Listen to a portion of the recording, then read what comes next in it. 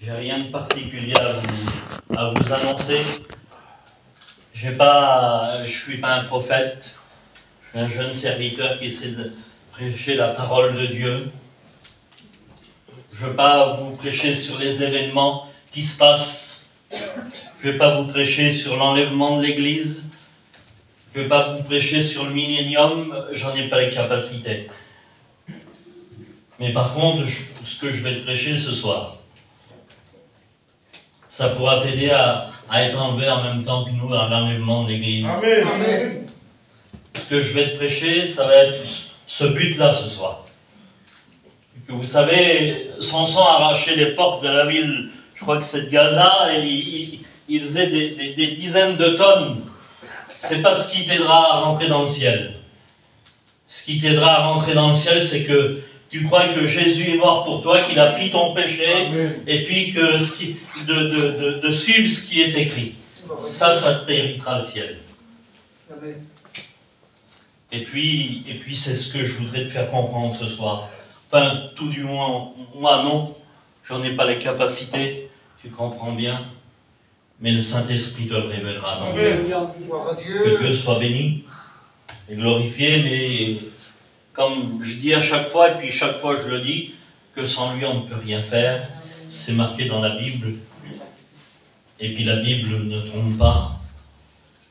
Et puis on voudrait tant remettre ces moments entre les mains de Dieu, que l'homme s'efface. C'est un instrument. Dieu parle à travers lui. Mais ce qui est important ce soir, c'est la parole. Amen. Que Dieu soit béni. Je voudrais demander à l'ancien Kiki qui prie pour moi. Mon âme te loue, maître de la vie, car tu es au milieu de nous dans cette journée. La gloire, Seigneur. Viens, Maître, pour présenter ton serviteur, Jésus. Celui que tu as choisi pour annoncer ta parole, maître de la vie. Nous savons que ta parole est déjà bénie, Seigneur. Ton serviteur a besoin de toi. Tu le vois de ton esprit éternel, notre Dieu. Donne-lui des mots qui puissent se rappeler des mots que toi tu lui as donnés. Seigneur, et de la gloire, nous reviendrons. Merci, Maître. Pour la gloire, Jésus. Gloire à Dieu. Vous savez, j'avais qu'un petit mot. J'avais que ce petit mot. J'ai essayé de construire quelque chose autour, mais en réalité, j'avais que ce petit mot. Ne vous bornez pas à écouter, mais à pratiquer. J'avais que ça. J'ai essayé, c'est ce qu'on va voir un peu, mais réellement, ce mot, il n'y a que ce mot qui résonne dans mon cœur. Ne pas se borner à écouter, mais à pratiquer. Et puis, il est temps de pratiquer aujourd'hui. Aujourd'hui, il est plus près qu'hier, et demain, il sera plus près qu'aujourd'hui. Et puis, à quoi ça nous sert de tourner autour de la bénédiction sans y rentrer? Ça ne fait pas de toi un sauvé. Ce qui fait de nous des sauvés, c'est de rentrer, de pratiquer, d'avancer, d'être conduit, d'être dirigé. Vous savez, lundi, j'ai prêché dans un camping, là. J'ai prêché sur la croix. Et puis j'ai pris des exemples qui s'est passé. J'ai pris Moïse face à cette mer rouge. Et puis l'Éternel parle à Moïse. Mais Moïse a parlé au peuple. Et puis, il tend son bâton sur la mer, et puis la mer s'ouvrit en deux. Et puis, une fois passé dans le désert, le peuple avait soif. Et puis, il chercha même querelle à Moïse. Puis l'Éternel parle à Moïse. Il dit, frappe le rocher. Et puis, il frappe le rocher. Et puis une eau sort. et puis désaltère tout un peuple jusqu'au bétail. Et puis j'ai pris l'exemple de Samson, qui déchira le lion comme un chevreau. J'ai pris l'exemple de Daniel face au lion encore. Mais qu'est-ce que vous remarquez dans tout ça? C'est vrai que l'Éternel a mis un quotidien pour nous sur la terre, c'est vrai. Et puis on y vit bien. On travaille, on mange, on s'habille, et puis... Mais la Bible dit aussi qu'il y a deux endroits où passer l'éternité. Et puis quand on se tourne vers Dieu, quand on veut le suivre, il ne fait rien sans la main de l'homme, sans sa part. Et puis quand on est dans l'œuvre, on a notre part à faire. Il n'y a pas que la part de Dieu. Il y a notre part aussi.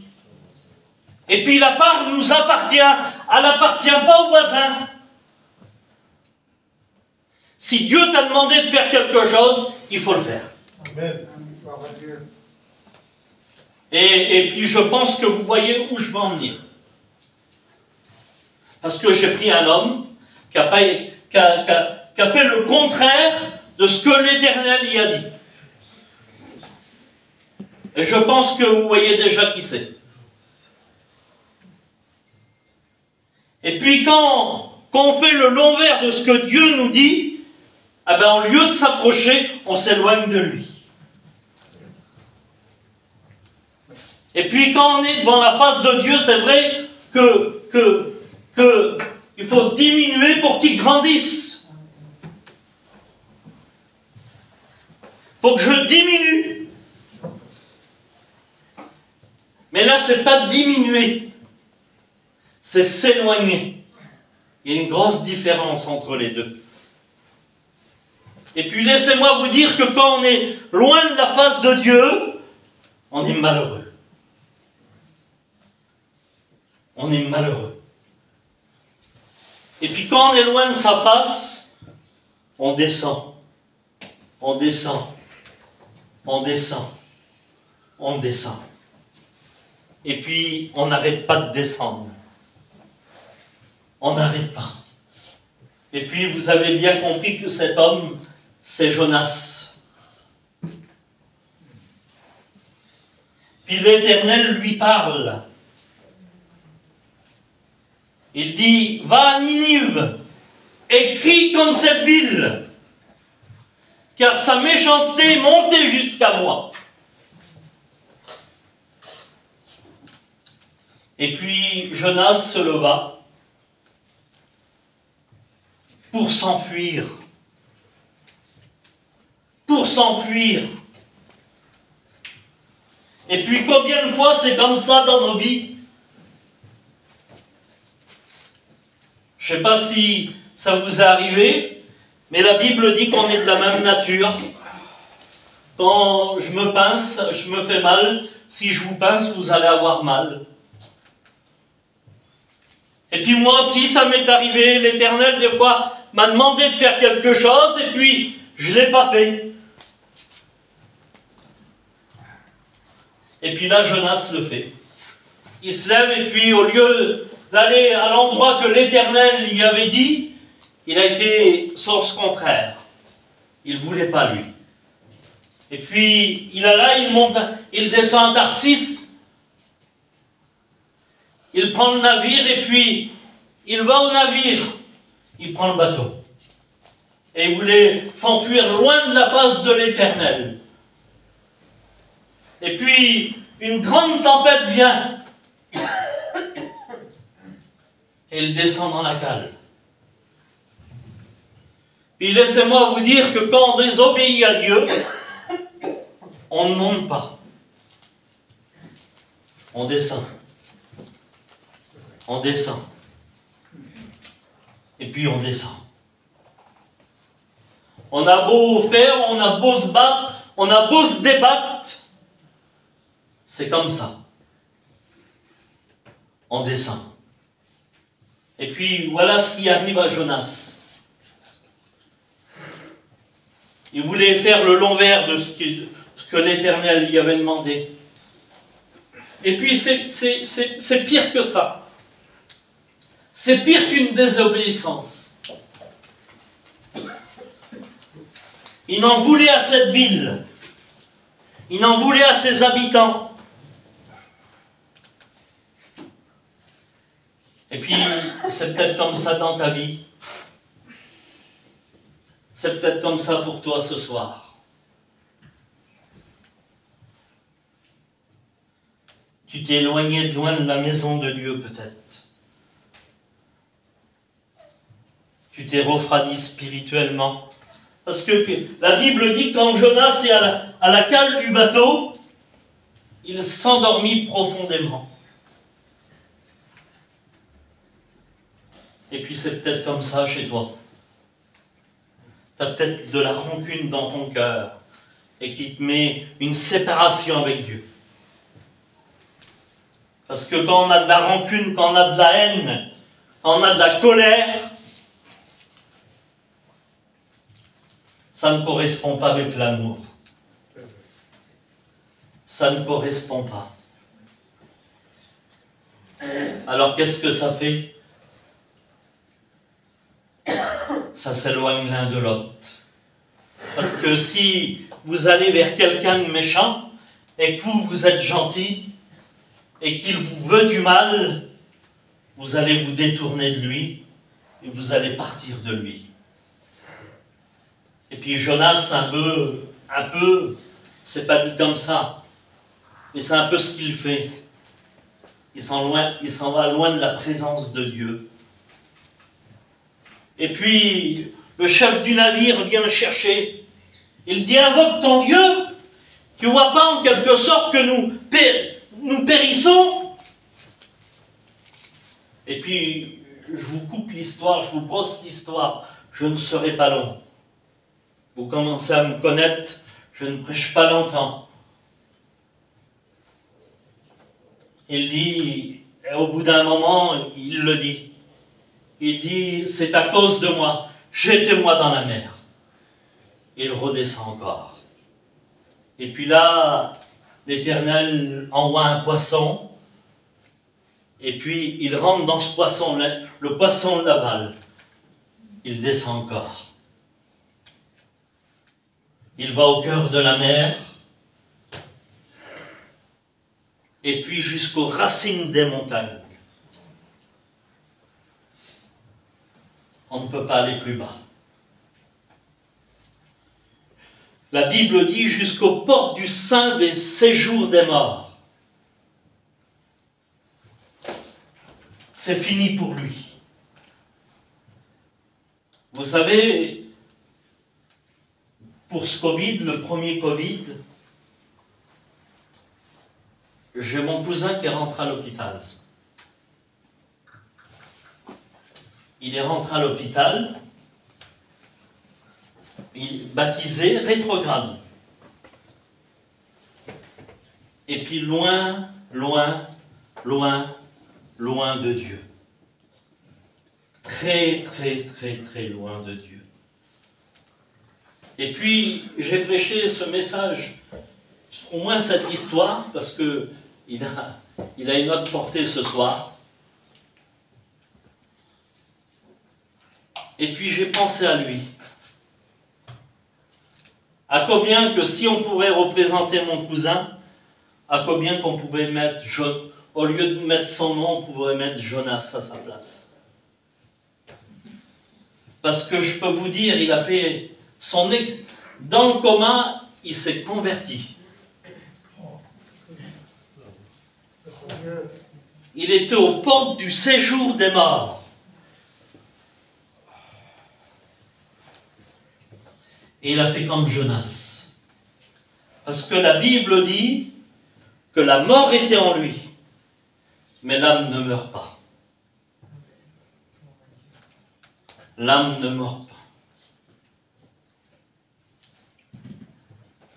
Et puis mon cousin s'est réveillé. Je peux vous dire qu'il s'est réveillé converti.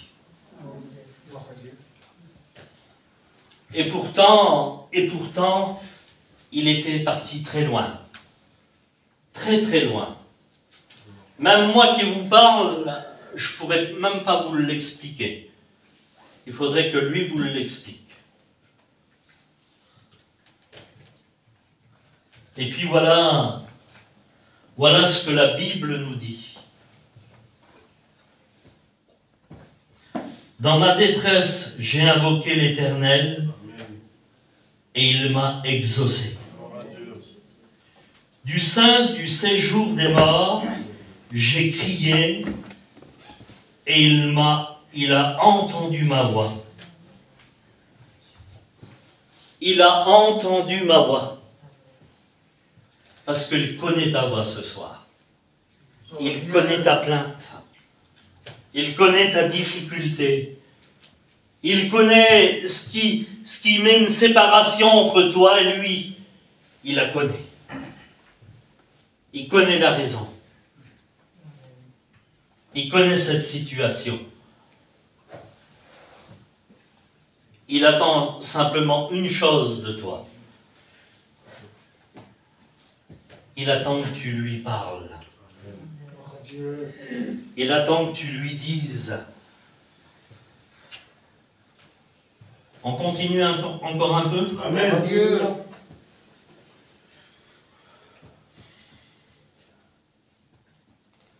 Il a entendu ma voix.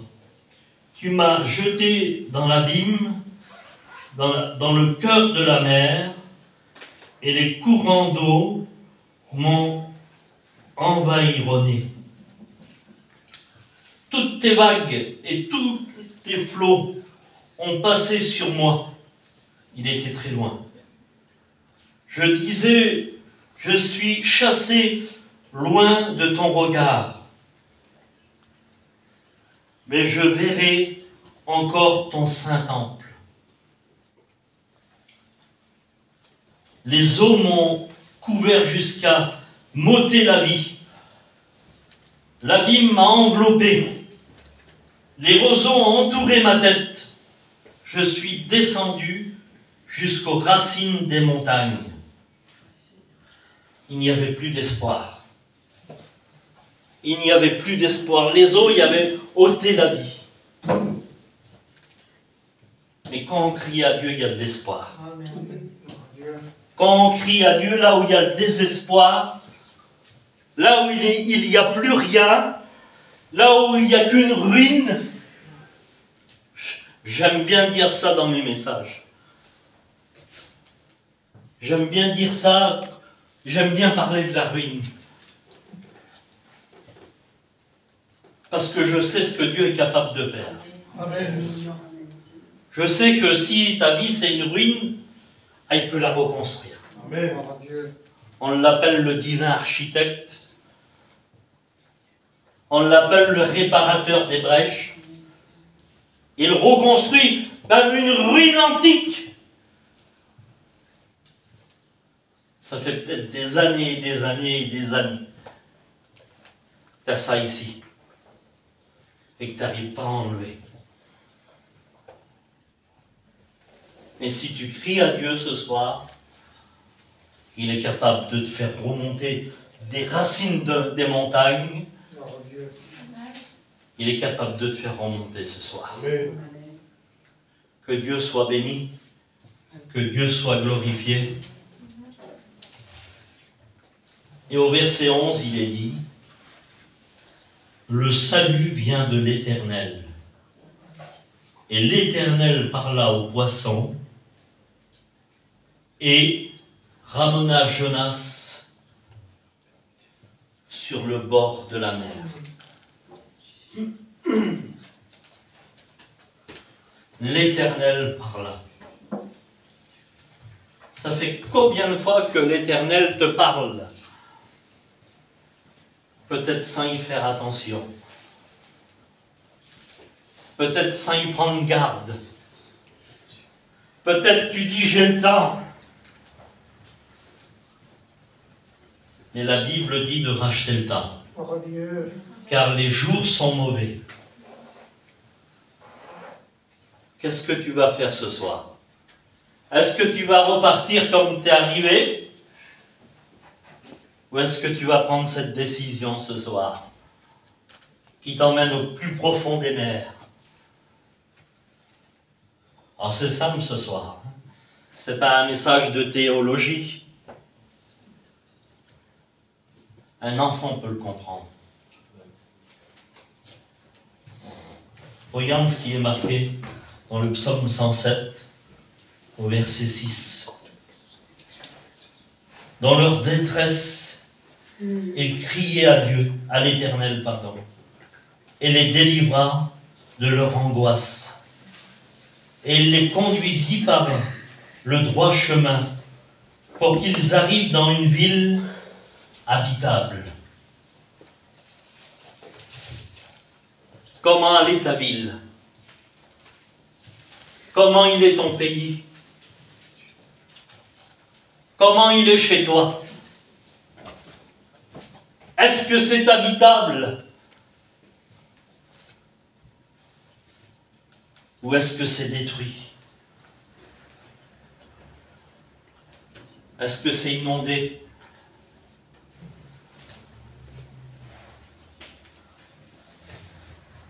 Mais dans leur détresse, j'ai invoqué l'Éternel et il m'a répondu. Amen. Ne voudrais-tu pas qu'il te réponde ce soir? Vous savez, je crois qu'on va clôturer là. C'est pas à force de parole. Je pense que tu as compris le message. Amen. Je pense que tu as compris. Vous savez, j'ai un cousin, quand il s'est converti, le pasteur prêchait. Il prêchait. Et il parlait qu'il avait des angoisses et qu'il allait être délivré, tout ça. Et puis tout ce qui s'ensuit, tout ce qui va avec. Et puis lui, il était devant, il était assis, il ne voulait pas se lever. Il avait honte. Et puis le Saint-Esprit a parlé. Il dit quoi, t'as honte? T'as honte de te lever? T'as honte de te lever devant les hommes? Mais il dit, qui c'est qui pleure le soir, qui n'arrive pas à dormir? Il dit, c'est toi. C'est toi qui n'arrive pas à dormir le soir, qui pleure par l'angoisse qui te serre. Et personne ne peut te consoler. Vous savez ce qu'il a fait? Il s'est levé. Et là, ses angoisses, tout ce qui le tenait lié, sont partis loin de lui. Amen. 2 Corinthiens 3 et au verset 17, il est dit ça. Or, le Seigneur est esprit. Et là où il y a l'esprit du Seigneur, il y a la liberté. Gloire à Dieu. Est-ce qu'il y a la liberté chez toi? Parce que l'évangile nous rend libres. Pas libres de faire ce qu'on veut dans le monde, non. Libres selon la parole de Dieu. Mais avant, on avait des chaînes. Il fallait qu'on fasse certains rituels. On avait des coutumes. Mais on avait des liens, beaucoup de liens. Et ce texte veut dire ça. Là où il y a l'Esprit du Seigneur, là il y a la liberté. Amen. Et puis un jour, le message de la parole de Dieu a été lancé. Et a percuté contre ton cœur. Et puis vous savez, ce jour-là, qu'est-ce qui s'est passé? Les chaînes sont tombées. Gloire à Dieu. Les liens ont tombé.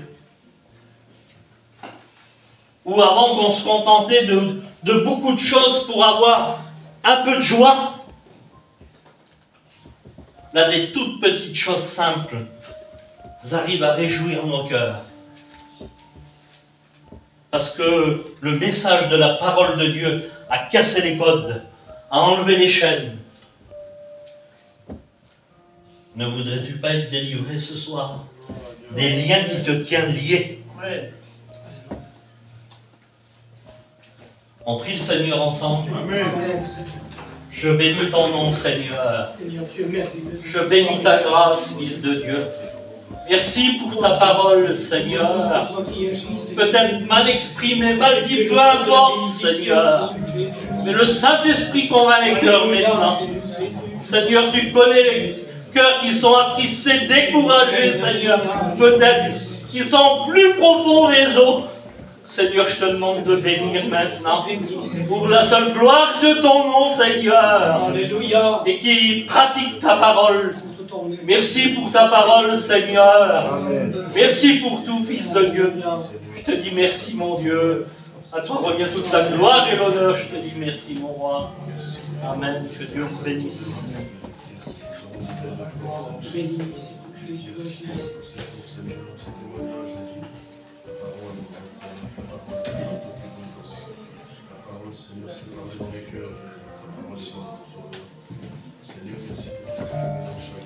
En faisant ce recueillement, vous savez, quand j'ai écouté la parole de Dieu, quand je regarde l'histoire de Jonas, lui, il avait 3 descendants.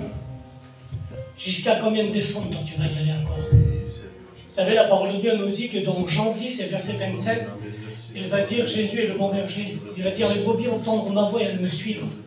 Et ce soir, tu as écouté la voix du Seigneur. Il te dit qu'il est ici ce soir, et il veut te bénir ce soir. Ne repars pas de ce lieu, quand tu es rentré, repars avec un plus. Ben, ce soir, applique ton cœur à rechercher la présence de Dieu. Je vais chanter un cantique qui peut rechercher la présence de Dieu. Ce soir, il veut te bénir, il est parmi nous ce soir.